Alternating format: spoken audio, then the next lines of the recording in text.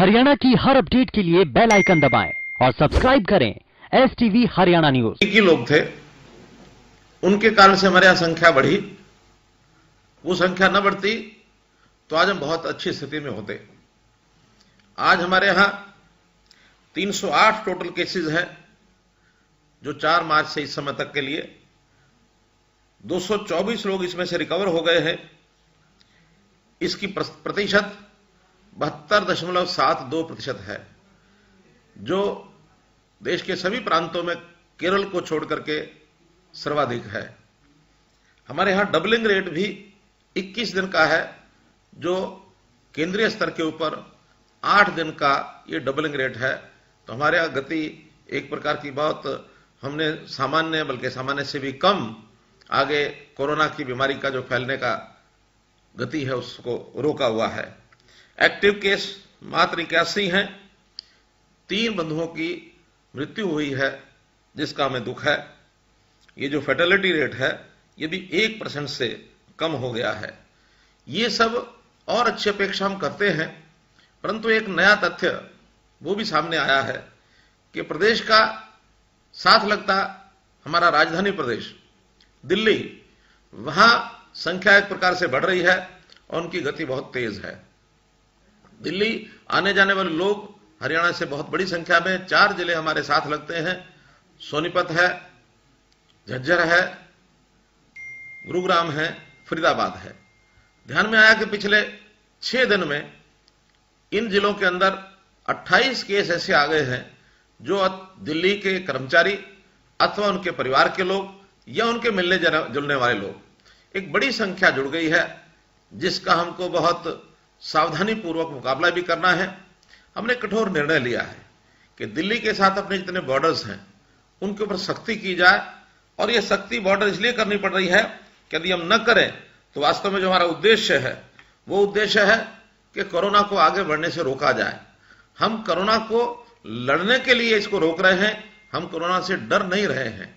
लेकिन जब लड़ाई लड़नी है तो कितनी सहानुभूति हमारी अपने बंधुओं के साथ हो, लेकिन हमें सख्ती करनी पड़ेगी।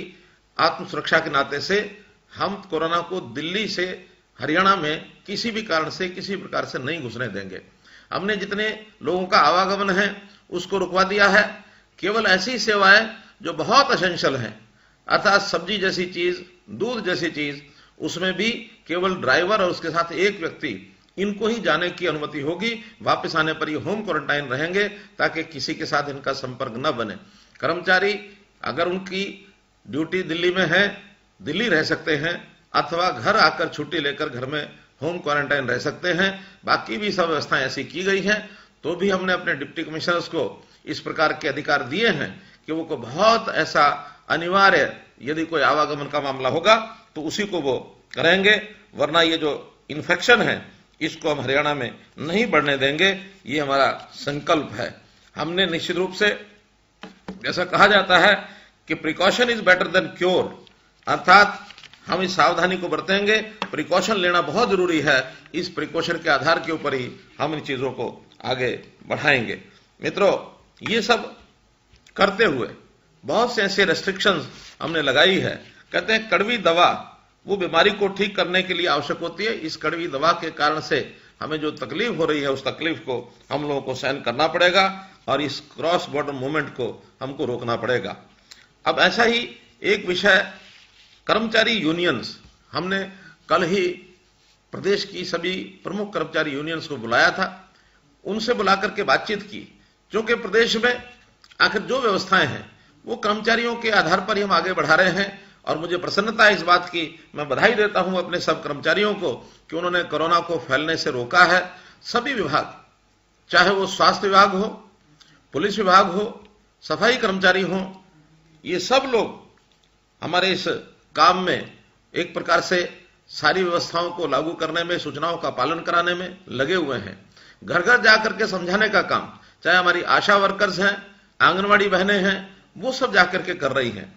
जन जागरण का काम करने से ही लोगों में लगता है कि हाँ, हमारा प्रशासन सहयोग कर रहा है। हमने इन कर्मचारी यूनियन के माध्यम से अपने सब कर्मचारी भाई बहनों का धन्यवाद भी किया है, और कर्मचारी यूनियंस ने हमको एक विश्वास भी दिलाया है कि ऐसी संकट की घड़ी के अंदर हमारे जितने कर्मचारी हैं वो सरकार के साथ खड़े हैं, क्योंकि ये संकट अपने आप में एक बहुत ही ऐसा विषय है जो पहले कभी किसी ने देखा नहीं। ऐसे अवसर पर हमारा हरियाणा का पूरा परिवार सब मिल करके इसको जड़ से उखाड़ फेंकने के लिए प्रतिबद्ध है। कर्मचारी उसमें अग्रणी हैं। साथ ही कर्मचारी जो यूनियंस बंधु थे उनसे बातचीत हुई कि हम लोगों को आखिर कुछ ना कुछ आर्थिक अपनी जो गतिविधियां हैं उसको भी बढ़ाना चाहिए। प्रधानमंत्री जी ने भी आह्वान किया था कि 20 अप्रैल को हमको अपनी गतिविधियां ये बढ़ानी है, और इन गतिविधियों को बढ़ाने के लिए जितने भी छूट हमने पहले दी थी उस छूट को और थोड़ा बढ़ाने का भी काम हम लोग कर रहे हैं। तो उस छूट को बढ़ाने के लिए हमने जो अभी तक निर्णय किए हैं उनमें से कुछ निर्णय आपके सामने मैं रखना चाहूंगा। जितने हमारे भट्ठे हैं, जो ब्रिक किलन्स हैं, उनको सबने हमने खुलवा दिया है। लगभग 2,07,000 ऐसे कर्मचारी जो है उसमें वहां काम कर रहे हैं, मजदूर उसमें काम कर रहे हैं। ऐसे ही जो उद्योग हैं उनको भी एमएचए की गाइडलाइंस, गृह विभाग मंत्रालय की जो दिशा निर्देश है उनके अनुरूप खोलने का काम हमने किया है। और हमारा एक अनुमान है, एक आंकड़ा है कि लगभग 5.5 लाख मजदूर और कर्मचारी वो 20 अप्रैल के बाद काम में लग गए हैं। लेकिन कल से ही इसका जो तीसरा फेज है इसको भी हमने शुरू करने के लिए कह दिया है। इसमें पूरे प्रदेश को 2 हिस्सों में बांटा है। एक 15 जिले वो हैं जहां कोरोना का प्रभाव कम है, 7 जिले ऐसे हैं जिनमें कोरोना का प्रभाव पिछले महीने में, अप्रैल के महीने में वो ज्यादा बढ़कर के दिखा है। जिन 7 जिलों में गुरुग्राम, फरीदाबाद और इसके साथ पलवल, नूंह जिला, सोनीपत, पानीपत और पंचकुला, ऐसे 7 जिले हैं। तो इन 7 जिलों में हम योजना अपनी ब्लॉक अथवा टाउन के हिसाब से बनाएंगे। शेष 15 जिलों में पूरे जिले के हिसाब से ही हम उस योजना को सारे को रखेंगे। सबसे पहले इसके अंदर सोशल डिस्टेंसिंग, इसका पूरा ध्यान रखा गया है।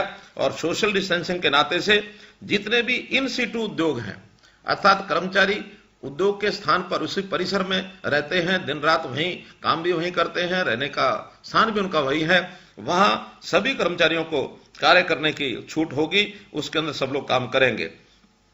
शेष आईटी क्षेत्र के अंदर 33%, यह हमने 33% की छूट उनको दी है कि 33% कर्मचारियों के साथ अपना उद्योग चलाएं।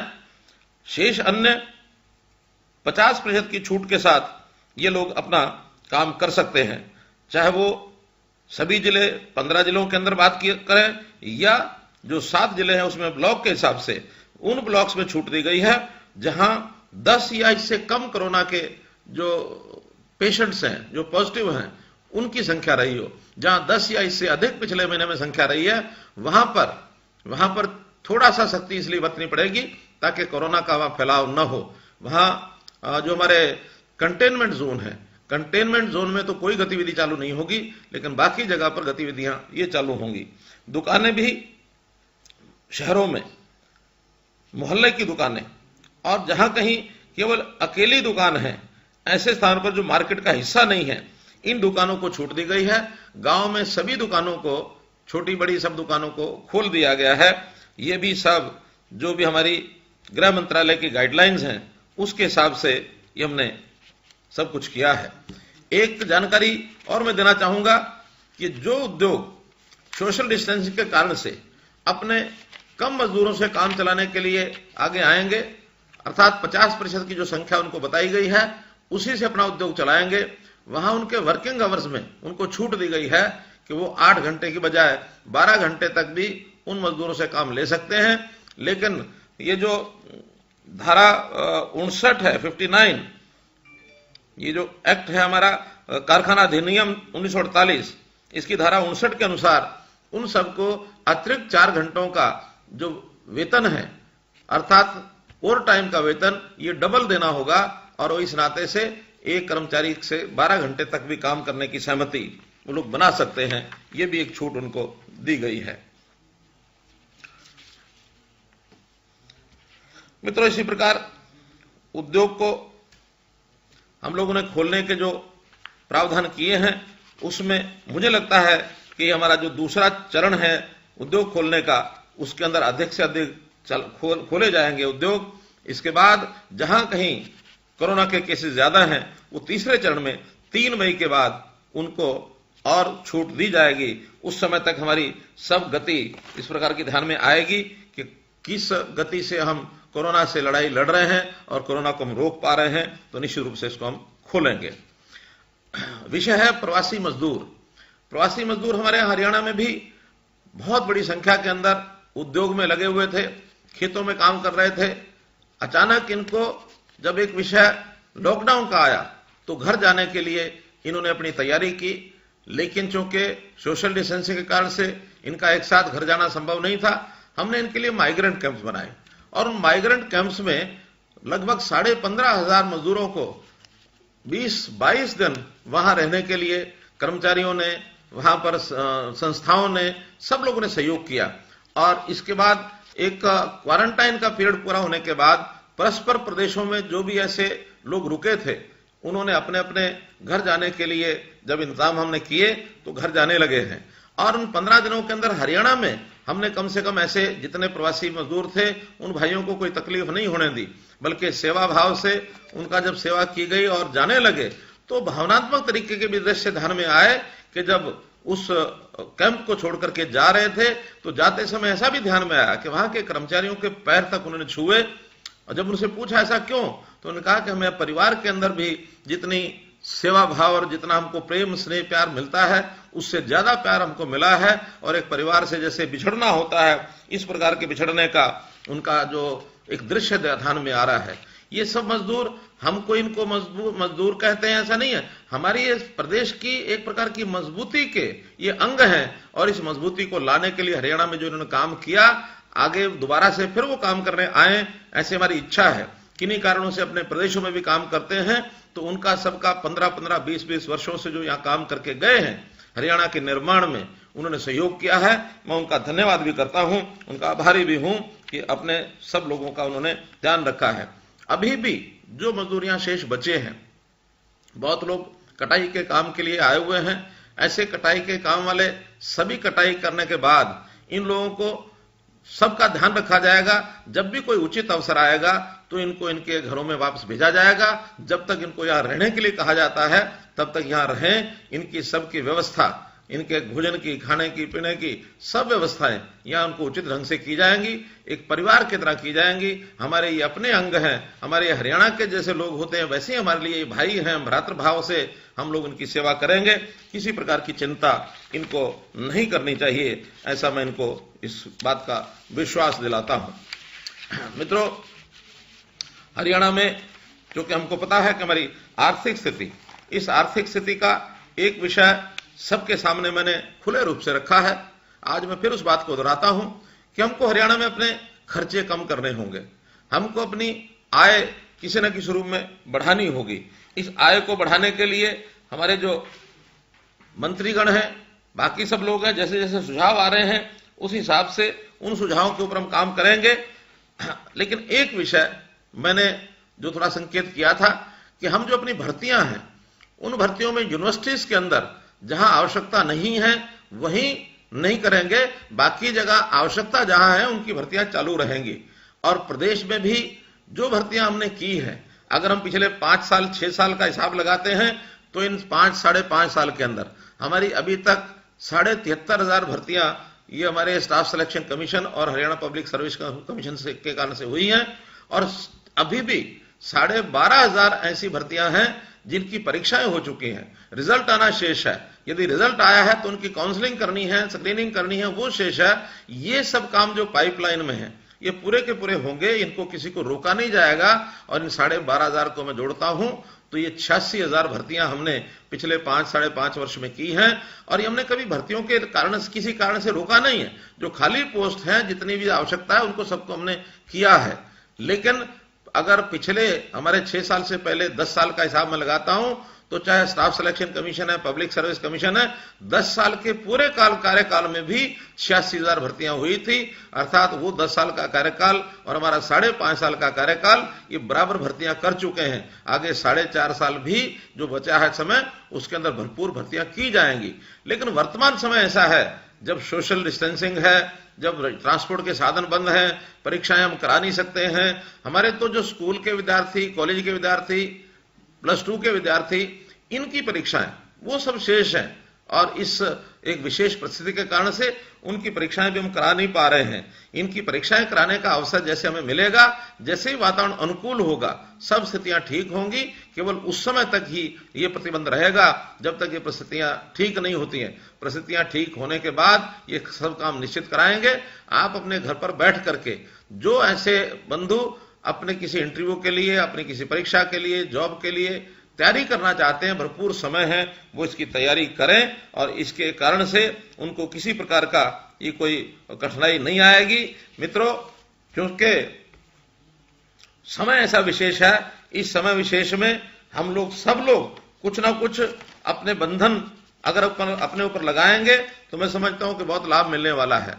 मैं तो एक ही बात हरियाणा सरकार की ओर से कह सकता हूं कि जब मैंने अपने मित्रों से, साथियों के सामने सब विषय रखे तो उन्होंने इसको बखूबी सहयोग करने का जो एक प्रकार से संकल्प दोहराया, जिसके कारण से मुझे बताते हुए आपको संतोष हो रहा है कि सभी 90 विधायक, उसमें 13 मंत्री हैं, 77 एमएलए हैं, उन सब लोगों ने अपनी 1 महीने की तनख्वाह, सैलरी ये पूरी की पूरी कोरोना रिलीफ फंड के अंदर ये डाल दी थी। और न केवल इस 1 महीने की सैलरी उन्होंने दी है, बल्कि आगे 1 साल अर्थात अप्रैल से लेकर अगली मार्च 2021 तक पूरे 1 वर्ष 30% सैलरी का अपना कट लगवा दिया है कि ये 30% की सैलरी हमारी कम कर दी जाए ताकि सरकारी खर्चों को कम किया जाए।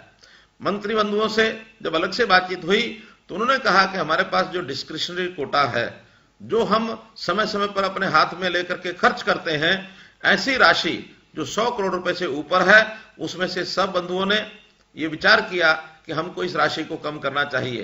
तो मुझे ये बताते हुए संतोष हो रहा है कि कुल मिलाकर सभी मंत्री, हमारे स्पीकर, डिप्टी स्पीकर, हमारे गवर्नर महोदय, सब लोगों ने मिलकर 51 करोड़ रुपए की राशि इस बार कम खर्च करने का और एक अपना संकल्प दोहराया है ताकि हमारे सरकारी खर्च में इसका एक प्रकार से बचत हो सके। ये सब काम किए हैं।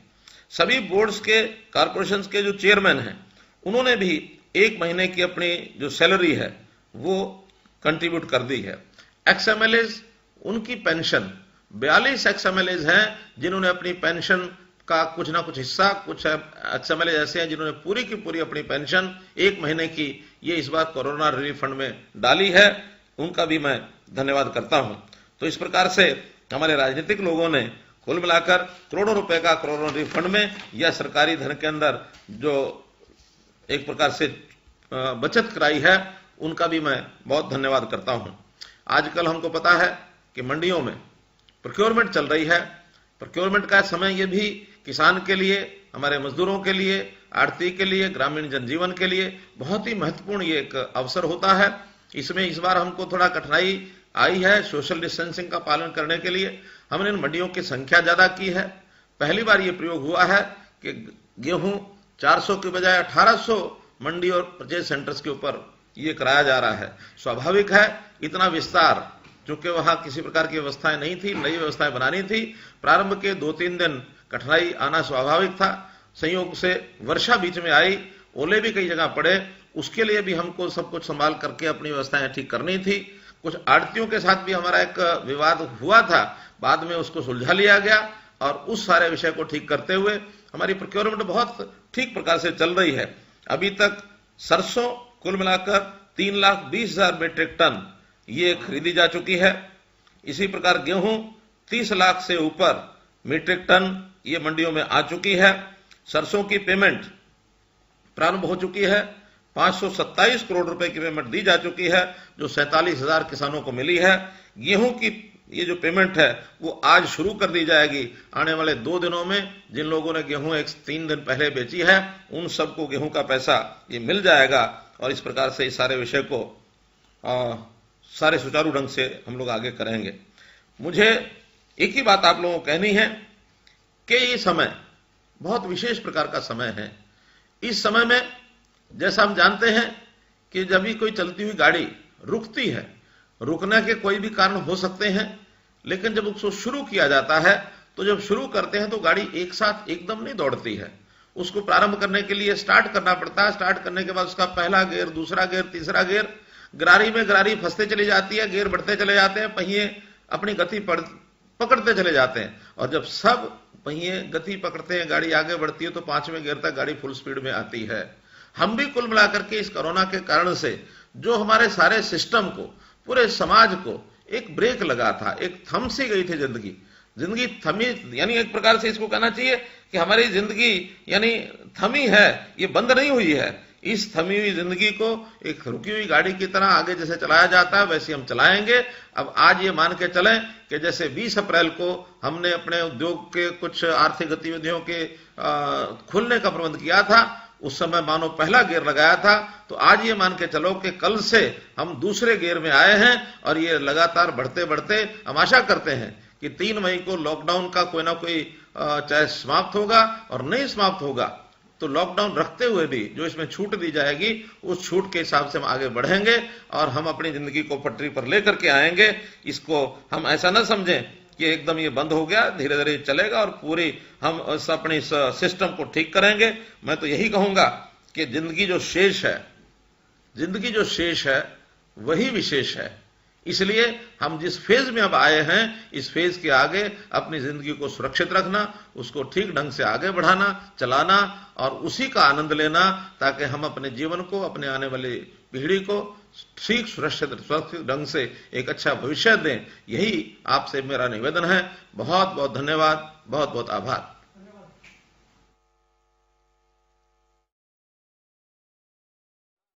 से भी कम आगे